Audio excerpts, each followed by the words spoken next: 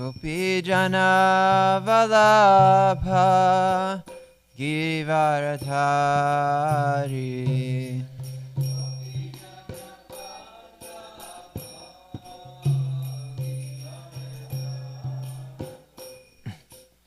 Gopi Jana Vallabha Givaradhari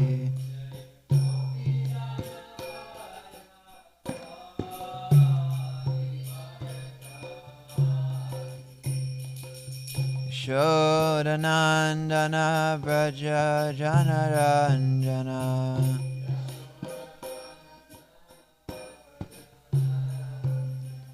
Shodanandana Braja Janaranjana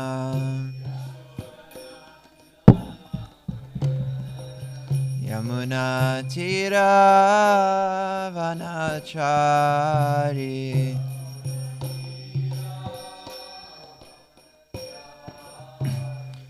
Yamuna Tira Vanachari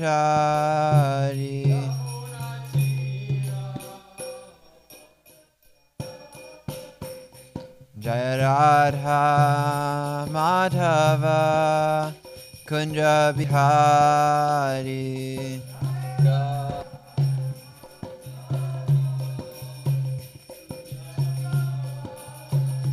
Jaya Radha Madhava Kunja Bihari Bolo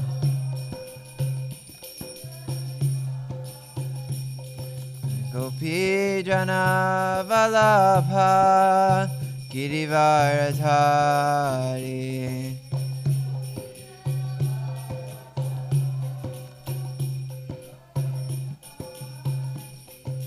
Gopi Jana Vallabha Girivaradhari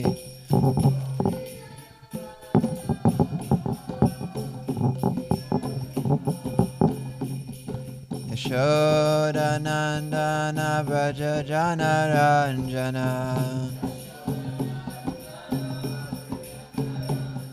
Yashodanandana Braja Janaranjana Yamuna Tira Vanachari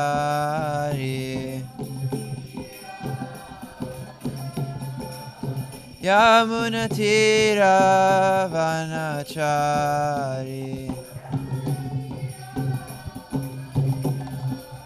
Jaya Radha Madhava Kunja Bihari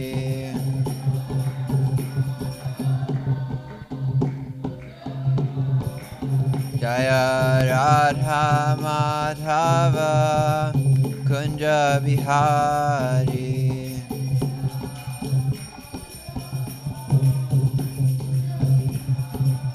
Hare Krishna, Krishna Krishna, Hare Hare, Hare Rama, Rama Rama, Hare Hare.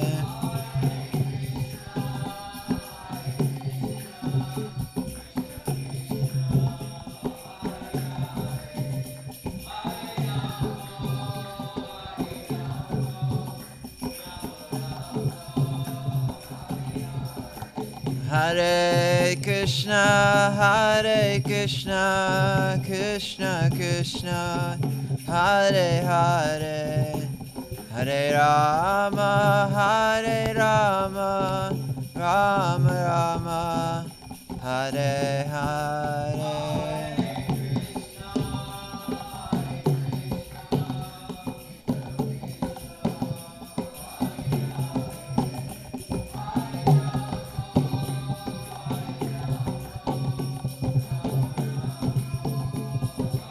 Jaya Jaya Prabhupada,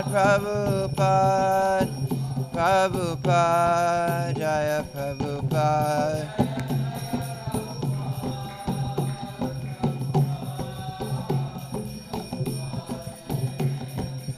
Jaya Jaya Prabhupada, Prabhupada, Prabhupada, Jaya Prabhupada.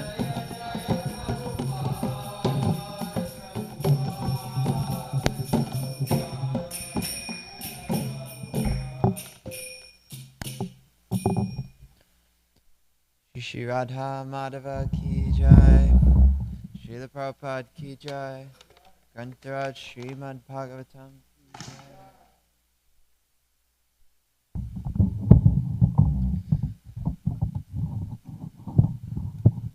This microphone will continuously sync. It's like trying to enjoy in the material world. It's like, always.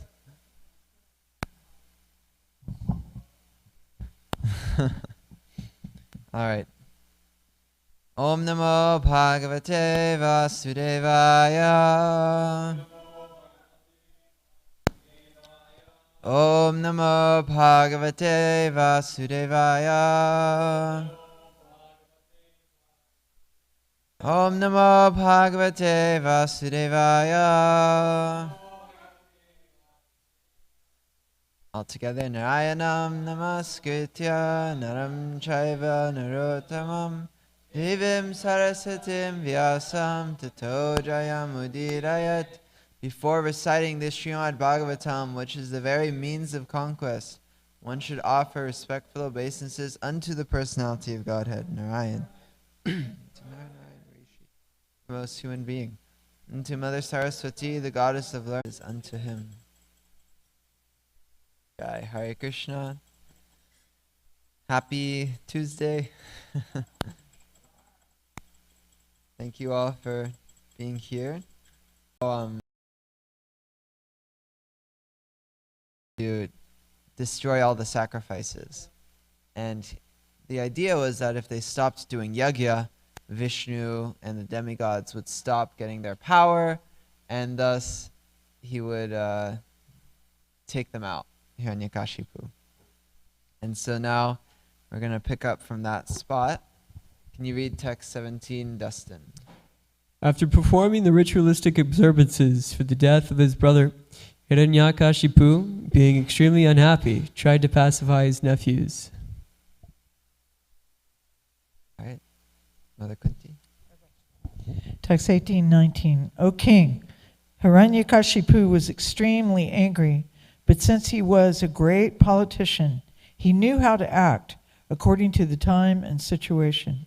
With sweet words, he began pacifying his nephews, whose names were Sakuni, Shambhara, Drishti, Bhutta Vrika, Kalanaba, Mahanaba, Harishmashru, and Ukacha. He also consoled their mother, his sister-in-law, Rishabhanu, as well as his own mother, Diti. He spoke to them all as follows. Okay, so we're going to go into the most sacred teachings of Hiranyakashipu. And we're seeing here that, a politician knows how to use sweet words. Have we ever seen that before in society? A politician using sweet words? So this is what Hiranyakashipu is doing. We'll read the next text. Hiranyakashipu said, "My dear mother, sister-in-law, and nephews, you should not lament for the death of the great hero, for a hero's death in front of his enemy is glorious and desirable." My dear mother, in a restaurant or place for drinking cold water, many travelers are brought together, and after drinking water, they continue their respective destinations.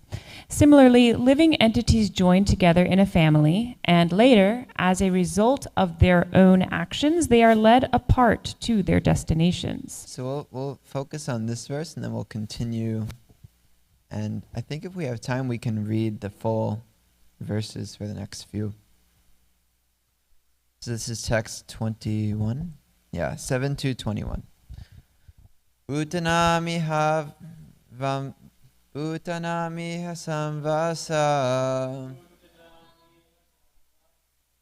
Prapayami Suvrate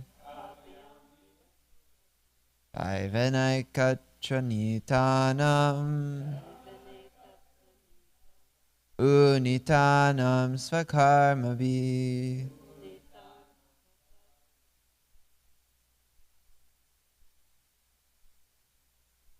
Tanamita Samvasa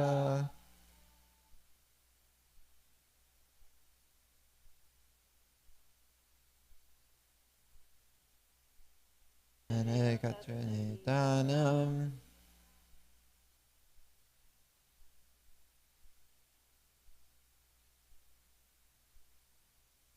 Samvasa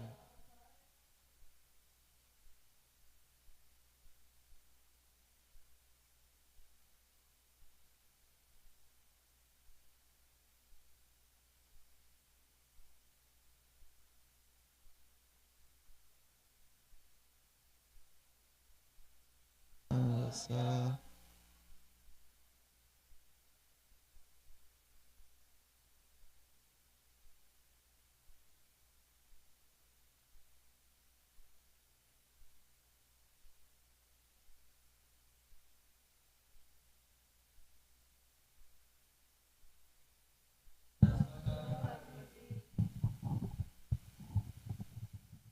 One more? Oh.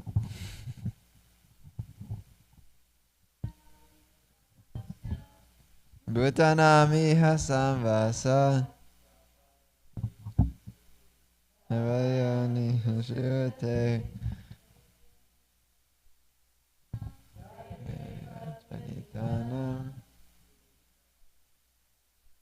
Anitanam Sakarmavi Jai. Synonyms altogether. Bhutanam, of all living entities. Iha, in this material world. Samvasa, living together. Prapayam, in a place for drinking cold water. Iva, like. Suvrate, O my gentle mother. Daivena, a superior arrangement. Ekatra, in one place. Nitanam, of those brought. Unitanam, of those led apart. Svakarmavi, their own reactions. Translation. My dear mother, in a restaurant or place for drinking cold water, many travelers are brought together, and after drinking water they continue to their respective destinations. Similarly, living entities join together in a family, and later, as a result of their own actions, they are led apart to their destinations. Can someone please read the purport?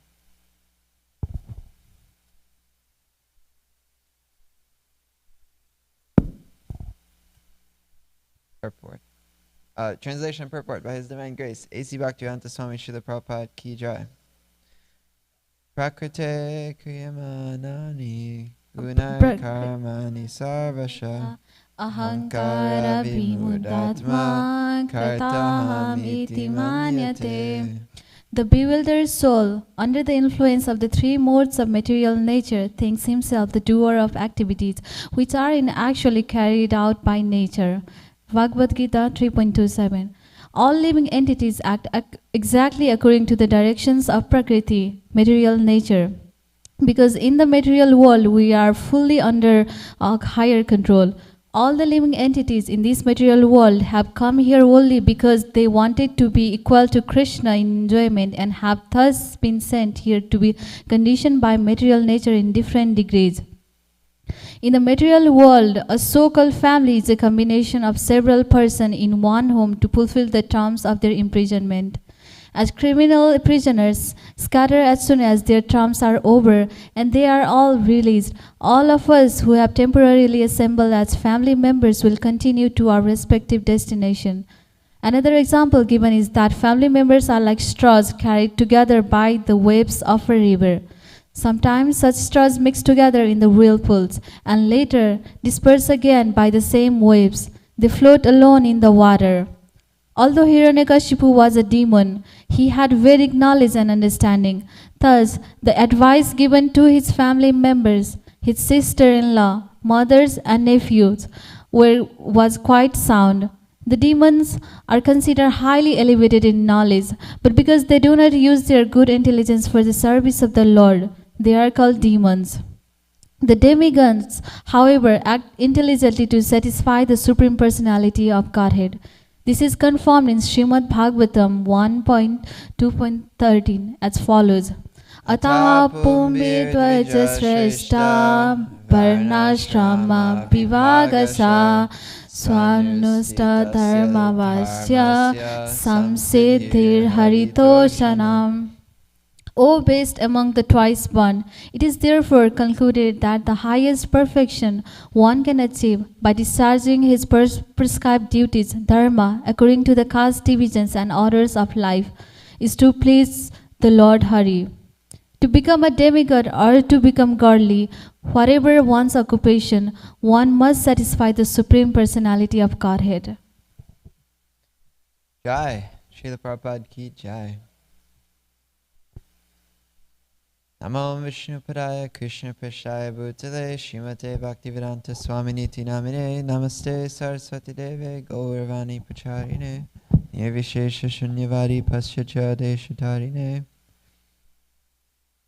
Guys, so this is the beginning of Hiranyakashipu's teachings to his family, and in the next class he'll begin an analogy of a little boy and a king who has died. But right now he's talking about how he's preaching to his family members that we all come together like people going to a restaurant or people going to a place to drink cold water. And we'll interact for some time, we'll mingle, you could say, and then we will disperse. And I thought it's a really kind of a beautiful visualization that Prabhupada gives us, like straws in a river. You can see like a river flowing, and maybe some straw will come together and spin around for some time, and then they'll go their separate ways. And we're all going to our own destinations. We're all on our own journey. So this is what Hiranyakashipu is saying to alleviate the pain of his family members. And Srila Prabhupada makes a very amazing point that although Hiranyakashipu was a demon, he had Vedic knowledge and understanding. Thus the advice given to his family members, his sister-in-law, mother, and nephews was quite sound.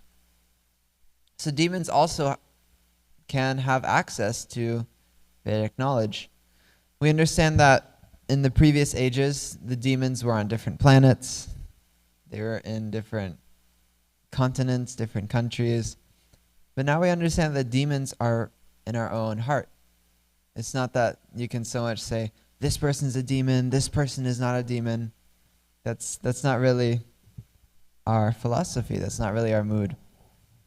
So we can read this and say, sometimes the demon within my heart who has access to this Vedic knowledge will use said Vedic knowledge for its own purposes, like Hiranyakashipu is doing. And we see that Vedic knowledge, it can be, any knowledge. It's described that false knowledge is worse than no knowledge, I believe in the Ishopanishad. But knowledge, it can be used as a weapon sometimes. And that's what the demons can do, is they use Vedic knowledge to hurt other people. And we've seen this when demoniac tendencies can take over. We use the philosophy of Krishna consciousness to kind of perhaps hurt people. Maybe we overemphasize detachment. Oh, your family is Maya, they're demons. That is the philosophy, you could say. Oh, you should be detached. Oh, you should be this or that. And it might be Vedic knowledge, you could say. But since it doesn't have the compassion, since it doesn't have the purity, it's actually not spiritual, you could say. It's just Vedic knowledge.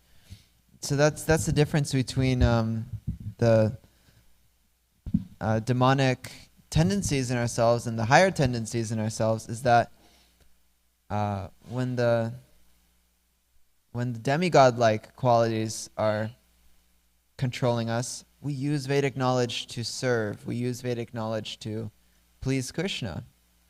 And when the demonic tendencies are present, we use the same Vedic knowledge to serve our own gain, to hurt other people, to be used for our own vices, you could say.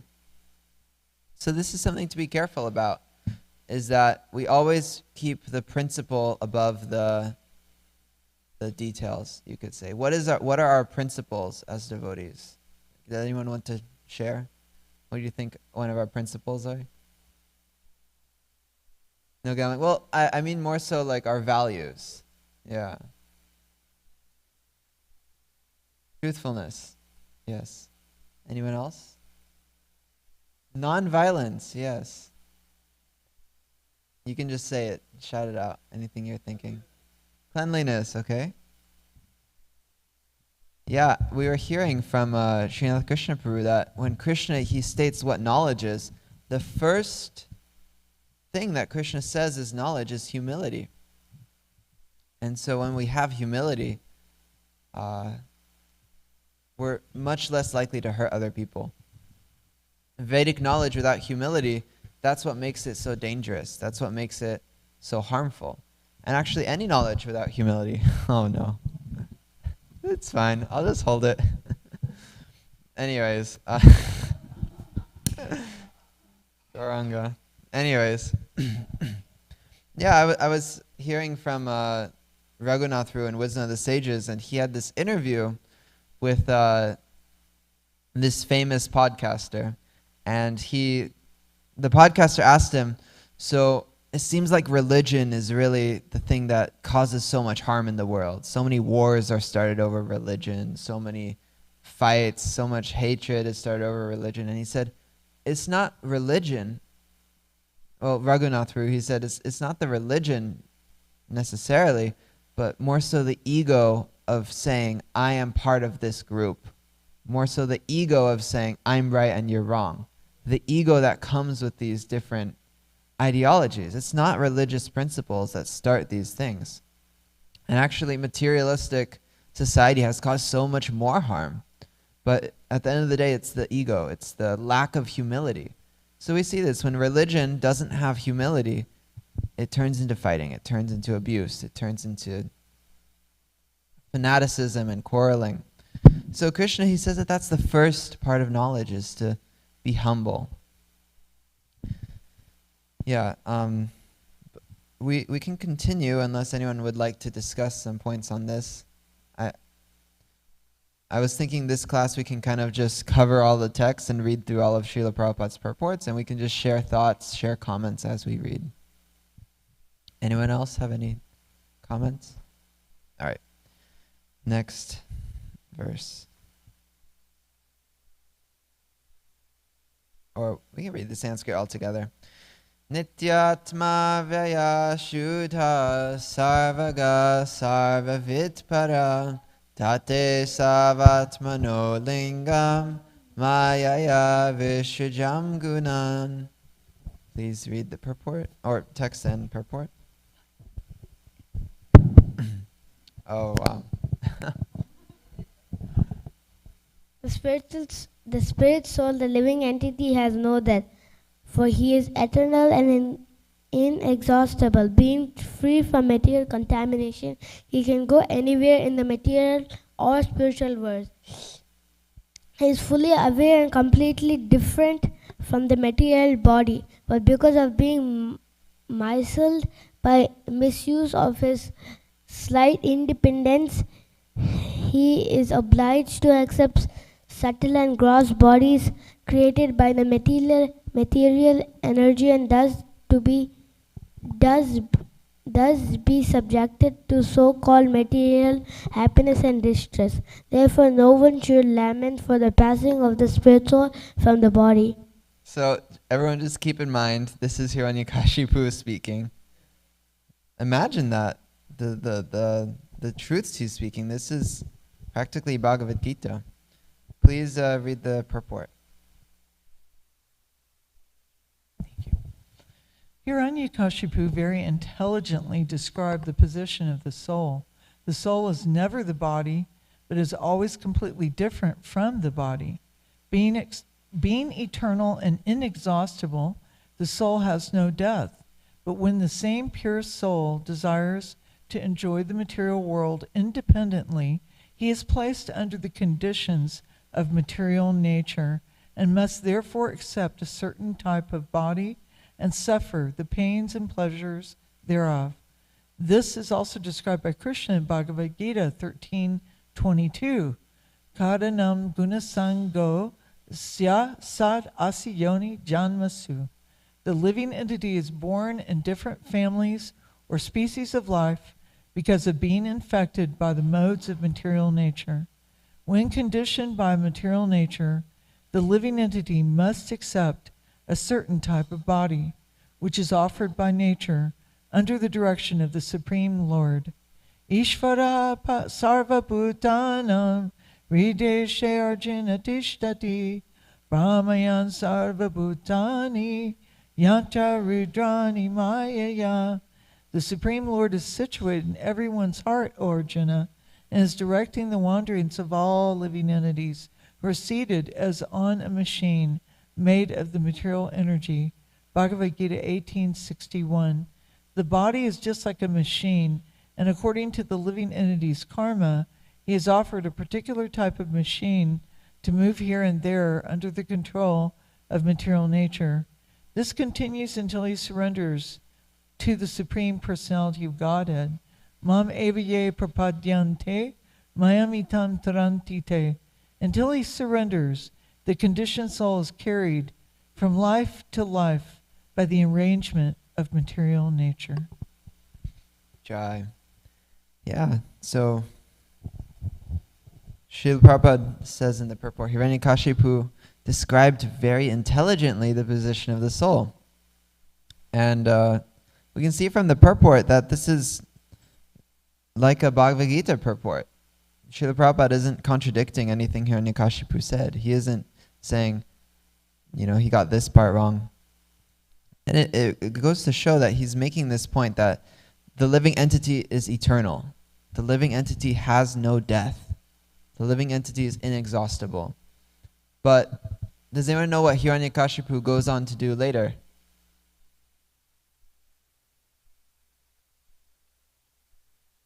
Yeah, can you say in the mic why he was doing those austerities?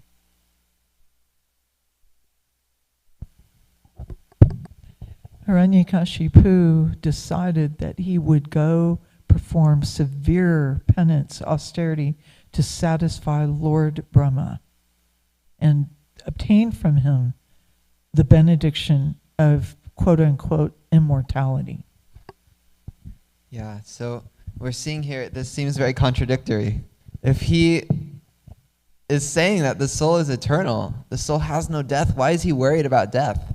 Why is he worried about, Well, his being brother killed? met with death. Yeah, his brother met with death. But at the same time, this verse, he's saying that my brother didn't die. My brother is eternal. My brother moved on to another place, as we'll read in the next It's not text. realized. Yeah. There you go. That's Mother Kunti hit the nail on the head, is that sometimes the knowledge, it can be in our consciousness, it can be in our subconsciousness, but when it can be covered, it can be clouded over by our tendencies, it can be covered by perhaps a demonic or a lower quality within ourselves, can make us forget our higher nature, it can make us forget the knowledge that we have. And specifically, Hiranyakashipu, he's feeling grief. He's feeling frustration. He's feeling anger. And those emotions are so overwhelming, they can cover our spiritual knowledge. And we see that when someone perhaps has a bad experience in the temple, or has a bad experience in Krishna consciousness, the hurt that they feel, the grief, the pain, it covers the years of studying that they had done. It covers so much knowledge that's deep within themselves. The knowledge is within their heart, but it's covered by this grief. It's covered by the pain. And so, they may know I'm a spirit soul, I'm an eternal servant of Krishna, but the pain is just so much that they can't access that knowledge right now. They have to go away. They have to heal. They have to take some space. So similarly, we may have knowledge that we've realized from the scriptures, but if we make an offense, if we have some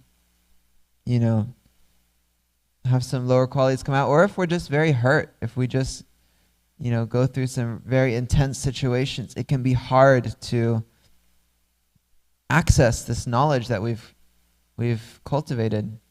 So we have to depend on Krishna. We have to pray. We have to have the purity.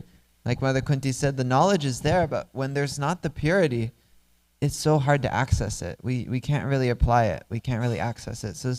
So Hiranyakashipu is saying that the living entity has no death, for he is eternal. Yet because of his envy for Lord Vishnu, he couldn't apply it. He could preach it, he could he could talk, but he couldn't walk the walk. So, yeah, this can be us sometimes. We can preach very nice philosophy, oh Prabhu, the holy name has everything. And then perhaps it can be hard to access what we had just preached a little while ago. So that's why we need purity. That's why we need to rely on Krishna. And I had this experience. I was telling one of my teachers, I know everything I have to do. I know how to do it. I know why I should do it, but I just can't do it. I know I need to chant attentively. I know I need to, wake up super early. I know I need to serve the devotees and not make any offenses. Actually, the philosophy is quite simple. But for some reason, just to put A and B together, to actually apply it, to actually do it, it feels so difficult. And that's because we need to get more purity. We have to come closer to Krishna. We have to pray. That was my main lesson that I got taught by the devotee, was that, we may think that we have everything figured out. The formula is clear. But Krishna will make us struggle until we start to pray. He'll make us, not able to exactly figure it out until we realize, actually, I can't do this myself. I actually can't figure this out on my own. While I may have this knowledge, I can't apply it without Krishna's help. So, we have to depend on Krishna in this way. Anyone have any more comments before we move on to the next verse? Gokulananda Prabhu.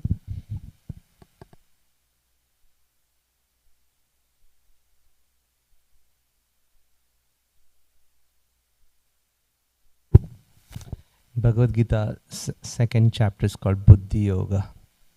So there is so much emphasis on intelligence, because the function of the intelligence is discrimination. So as you said, as practicing devotees, we know what is right, what is bad, what I should be doing, what I shouldn't be doing. But then the next aspect of the intelligence is determination.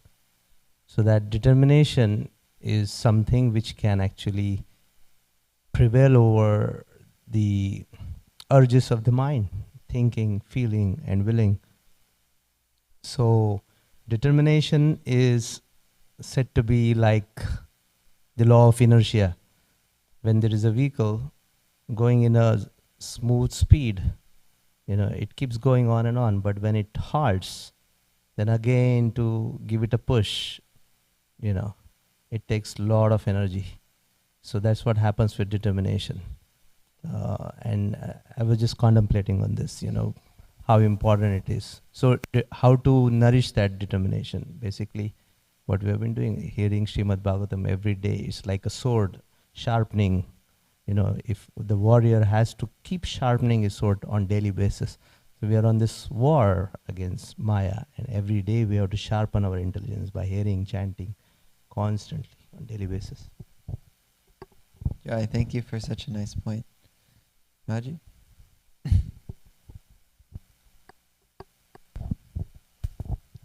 have a comment and a question about which I've been thinking and struggling for past few days. So actually yesterday my daughter wanted to eat something which doesn't have fiber. So I was telling Nainavita, you already suffered for not eating fiber, but you asked again the same thing. I told her, this is like me. Now Prabhupada has given me the knowledge. I know how miserable material world is. And I know if I'm born again, I'm going to suffer like this. But still, I keep doing the things I keep doing, which is not conducive for my Krishna consciousness. So like Prabhu was talking about determination. So I'm wondering, like Prabhu says, like we hear Bhagavatam every day, we chant every day, we get that determination. But like Hiranyakashipu, I don't feel I'm realized. I just know in theory, like Hiranyakashipu knows in theory. But I know everything in theory, but it's not realized. Like I'm not walking the talk. So does it come over time, like a sculpture being hit and it becomes a beautiful sculpture? Like does it come over time? Should we just have patience, or what am I missing? So I'm just curious. Okay, what a nice question. I'm sure, yeah, if anyone else wants to share comments too, they can. I was thinking that, Gokulananda Prabhu mentioned Bhagavad Gita, and I was thinking how Krishna says that the mind, we can conquer it by detachment and by practice, right? And so we need determination to keep practicing, even though we keep failing. And so Krishna, he says, surrender unto me, and then you can cross over the ocean. So determination, it comes from chanting nicely. It comes from attentive hearing of the Bhagavatam. And Krishna, he'll give us the determination as well. I think probably Gokulananda Prabhu has something. To the effect, I was thinking about how if we do exercise, physical exercise, okay, and there is a goal in the mind, that I need to lose weight or I need to tone my muscles, it doesn't happen overnight. So every day you need to put in energy, invest in time, and over the period of time you'll see the results. And if it is not happening, there are other factors as well. Eating, right, sleeping habits. So those are dependable factors as well. So I need to look into those as well.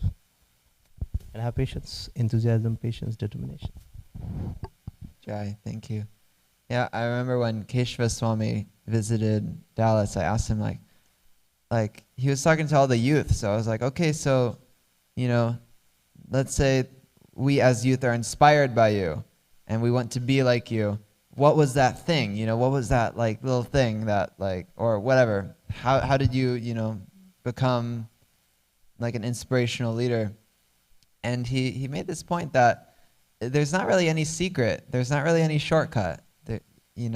We may want spiritual life to be so flashy, like, I had this one specific prayer, and then the deities winked at me, and a beam of light fell on my head. But he said that actually spiritual life, it's not so flashy like that, but it's in the daily determination. It's in the daily commitment to our sadhana, that over time, like Gokulananda Prabhu is saying, we will see results. And there's not really a shortcut. It's the process that Krishna has given us. So, yeah, that's our process, is to keep trying. All right, any other points, or we'll read another text. Right. Yeah, these teachings of Hiranyakashipu are nectar. All right. Can someone please read the next? Oh, Achyuta Govinda Prabhu.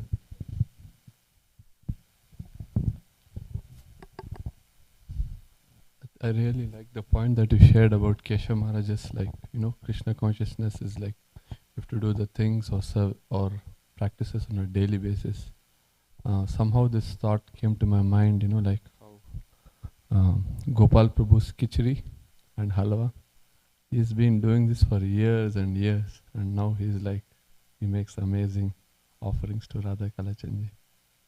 So just thought, this practice of doing it regularly is what will bring us to that point.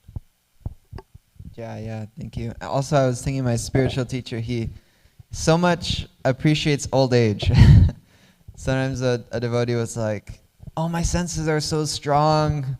I'm getting pulled here and there, you know." And their guru was like, "Don't worry, you'll get old. It'll all kind of even out when you get older." So that's something we can look forward to. Is just old age naturally makes us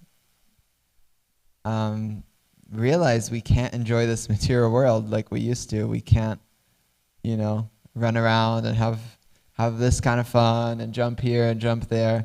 But our body's going to slow down, and we're going to be in this body. We will realize how this body causes perhaps more pain than pleasure, even.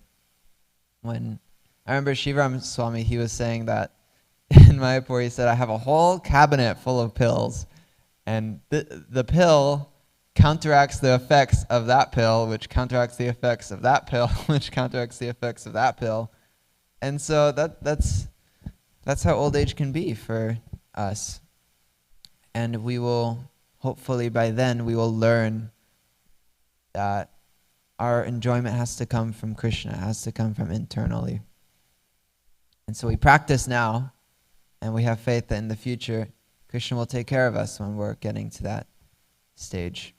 We practice, you know, restraining our senses, so that it's easy when that time does come, when the time of death is there as well. Thank you, Prabhu. Yeah, Sandra. Because of the movements of the water, the trees on the bank of a river, when reflected on the water, seem to move. Similarly, when the eyes move because of some mental derangement, the land appears to move also.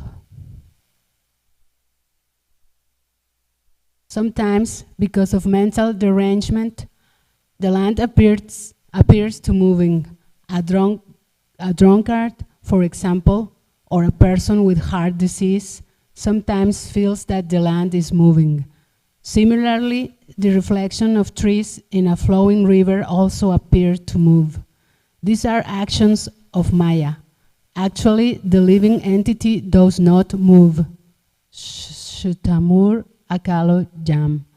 The living entity does not take birth or accept death, but because of the transient, subtle, and gross bodies, the living entity appears to move from one place to another or be dead and gone forever. As the great Bengali Vaishnava poet Jagadananda Pandita has said, Pishakt Paile Jana Mati Shana Aya.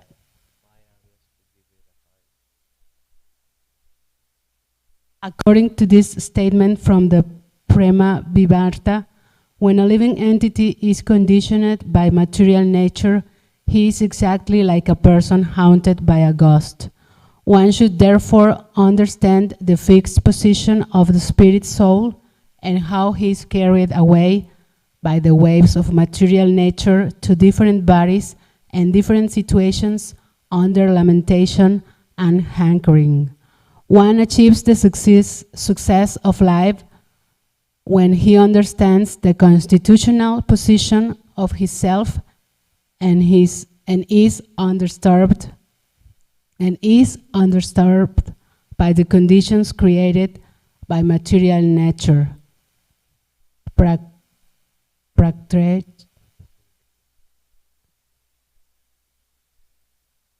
Thank you.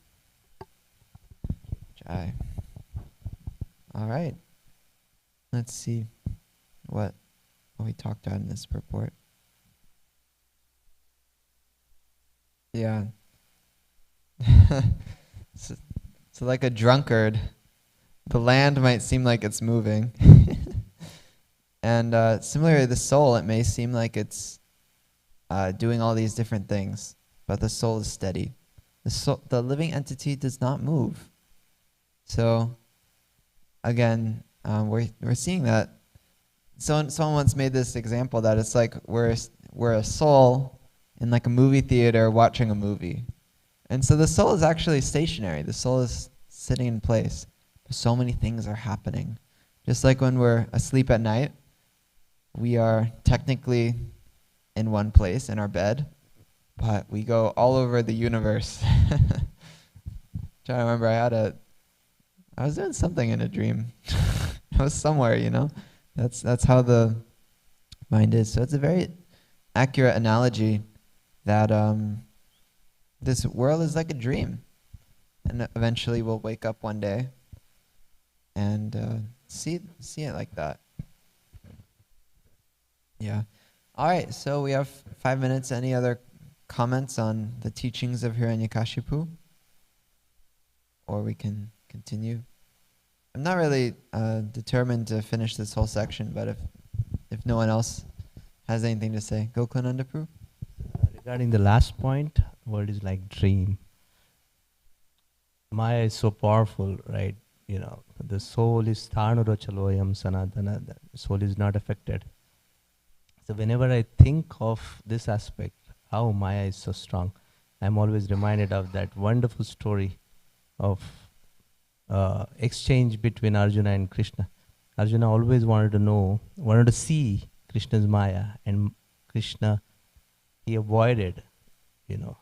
So one time he decided to reply to his question, what is Maya, and he wanted to see Maya. So it is explained, they were in Indraprasth, Pandava's kingdom, and it was noontime, lunchtime, and Draupadi said, okay, lunch is not ready yet, why don't you guys go to the river, take a bath and come back? So they go to the river, long story short. So Krishna says, let's play a sport, and they take a dip in the water. And before that, Krishna says, whoever stays or lasts longest under the water will be victorious.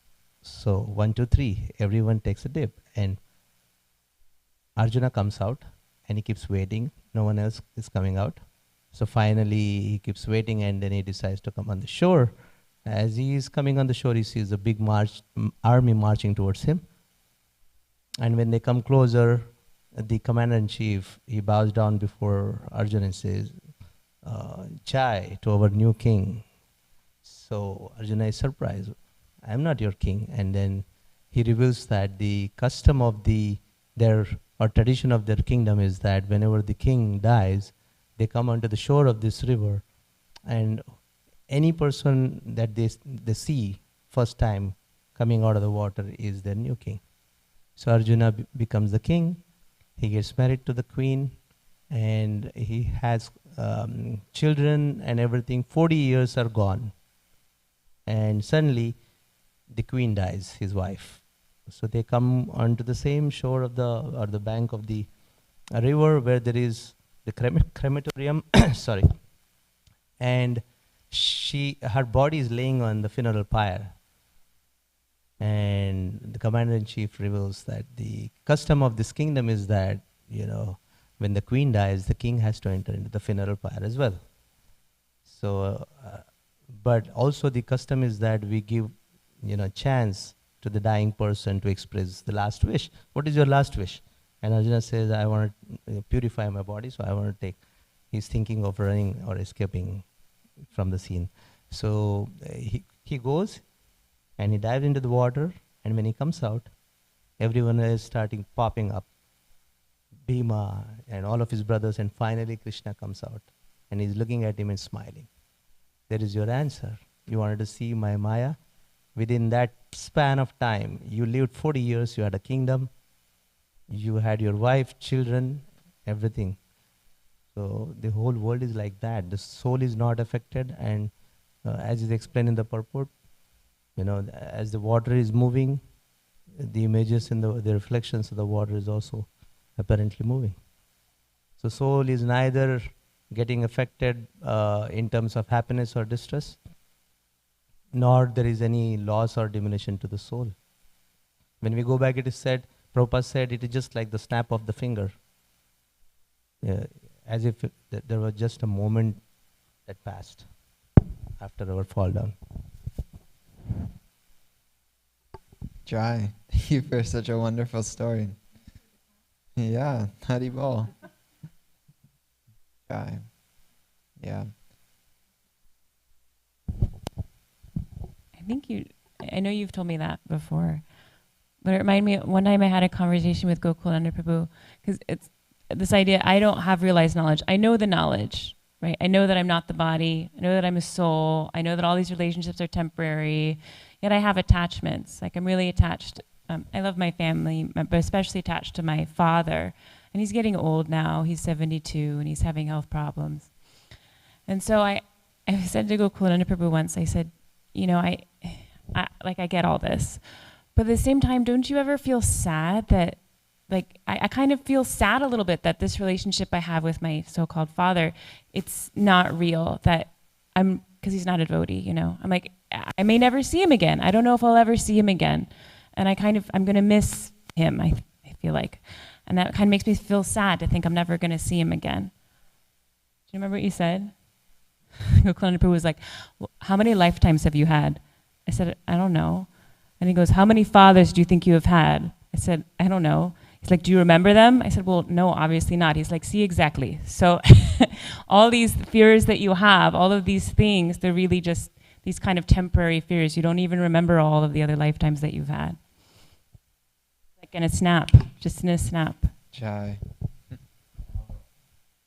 Yeah. Although I was thinking when Gokulananda was speaking that there's one thing that's not part of the dream, and that's this temple. That's the devotees' association. That's our path to Krishna. I recall this one Prabhupada disciple devotee named I think his name was Raktak or something like that, and he called me over one time, just like right next to the street, and he told me a few things. He told me, chant loudly so that all the living entities can hear you. Don't be a miser. And then he told me to enjoy my chanting. Don't just rush through it. And then he told me an experience he had. He was in Florida, in Alachua. This was in the 80s. This was before the Alachua temple was even there, before they even had deities. And he got into a car accident, and he was like legally like pronounced dead or something like that for a few minutes or something. And he said when he was dead, he saw Shri Shri Radha Shama Sundar and ISKCON Alachua. And the amazing thing was that the temple wasn't even there yet. The deities weren't even installed yet. And so, you know, I haven't like read this, but just from Prabhu's realization, he told me that the Dham is eternal. There was never a time when it wasn't there. There's never a time when it will be destroyed. And so same thing with Shri Shri Radha Kalachandji Dham, is that this is eternal. There was never a time when this wasn't Shri Shri Radha Kalachandji Dham. And this temple is also, you know, part of Krishna's pastimes. So yeah, very interesting to think about, and how we're living here in the Dham as well. It's 8:33. Gokulananda Prabhu. Just wanted to glorify Krishna in front of Krishna. How amazing is this creation. I was thinking every single aspect in this material creation has, in the dream, in the drama, there is a purpose. So that lower purpose is there. For example, the dream itself. But there is higher purpose. Everything is connected to the higher purpose, why it is created. Like any object we see, there is a purpose, right? Cell phone, there is a purpose. You can't use it for smashing the pecans.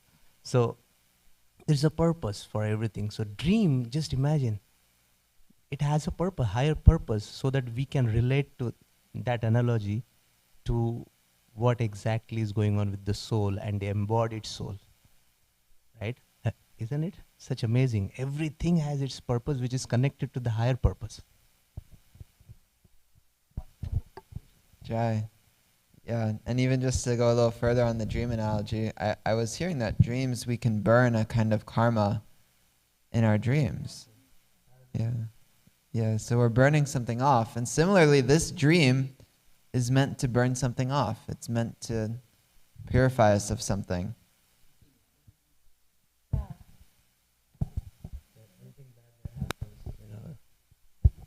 It says, Bhogena punyam kushalena papam. I think that is the verse in 7th canto. Jai. Thank you. All right. Grantaraj Srimad Bhagavatam ki jai. Srila Prabhupada ki jai. Shri Prahlad Maharaj ki jai.